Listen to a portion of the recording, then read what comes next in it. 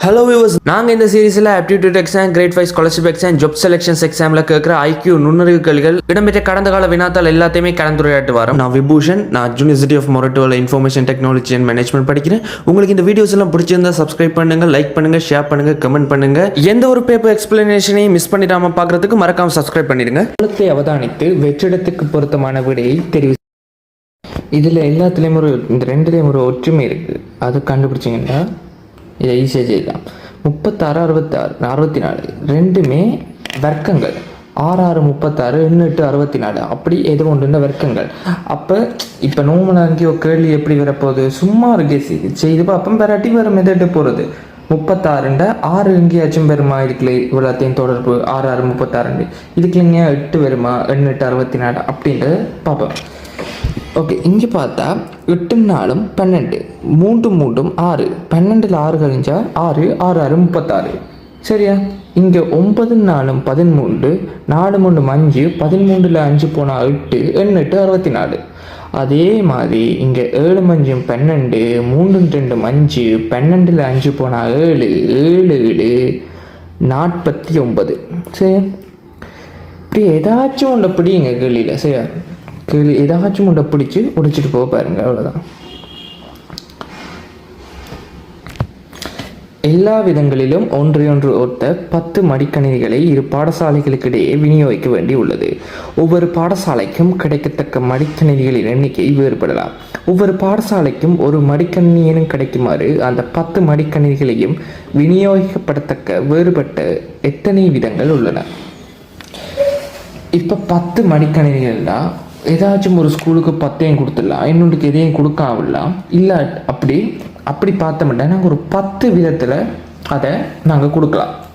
எப்படி 10 0 9 1 8 2. ஆனால் இங்கே என்ன சொல்லினோம், ஏதாச்சும் ஒரு பள்ளிக்கூடத்துக்கு அட்லீஸ்ட் குறைந்தது ஒரு மடிக்கணினியாவது கிடைக்கணுமா? அப்போ என்ன, அந்த 10 0 மட்டும் வராது. அப்படி விட்டால் 9 முறை எங்களுக்கு இருக்குது. 9 முறைன்றது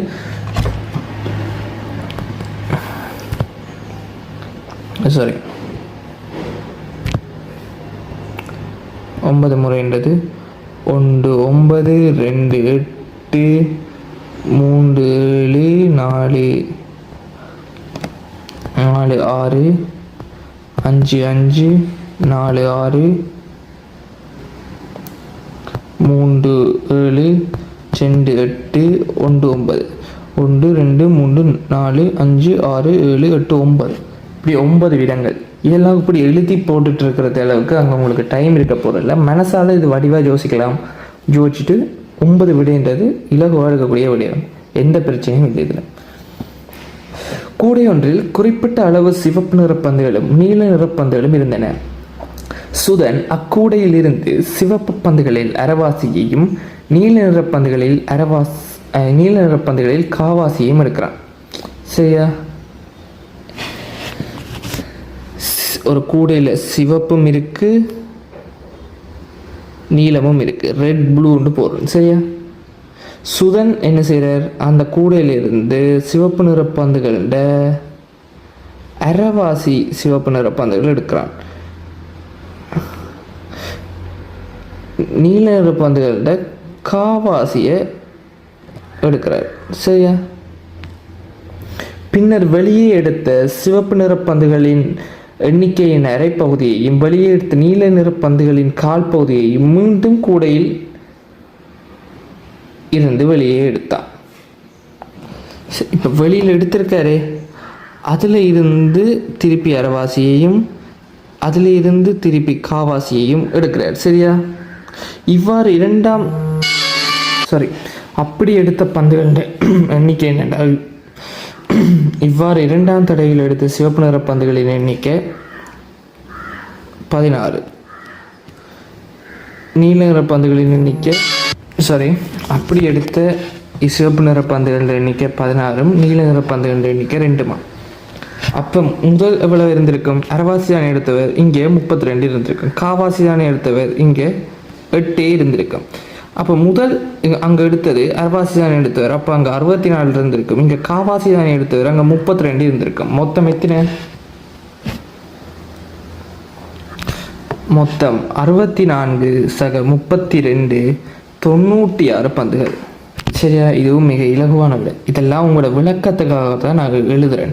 இப்போ இது மனசால செய்யலாம். சரியா, இப்போ இப்படித்தான் டக்குன்னு மைண்டில் ஓடிட்டு இருக்கணும். 16 அரைவாசி எடுத்துக்கார், 32 அரைவாசி எடுத்துக்கார், 64 ஓகே போடுறது. 2 காவாசி எடுத்துக்கார், முதல் 8 அப்போ காவாசி எடுத்துக்கார், முதல் 32 62 96 ஒரு நிமிஷம் கூட தேவையில்லை.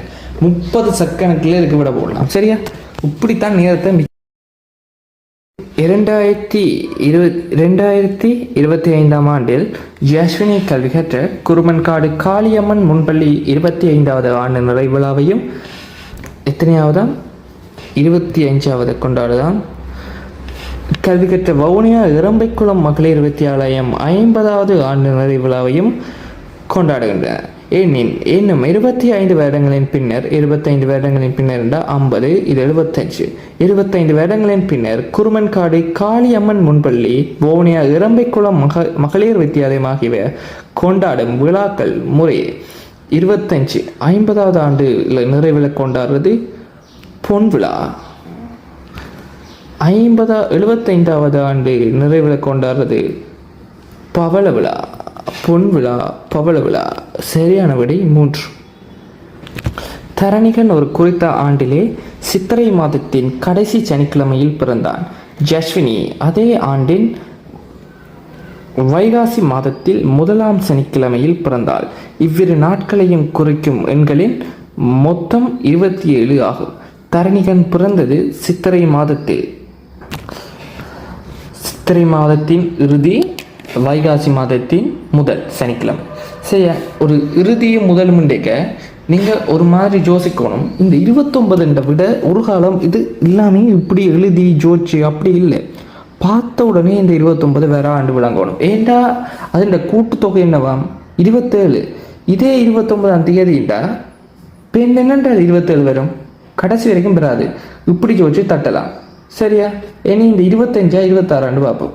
25 பார்ப்போம். 25ஆம் தேதி சித்திரை மாதத்தின் கடைசி சனிக்கிழமைண்டா, அடுத்தது வைகாசியின் முதலாவது சனிக்கிழமைண்டா, அடுத்தடுத்த மாதங்கள். அப்போ 25 7 32.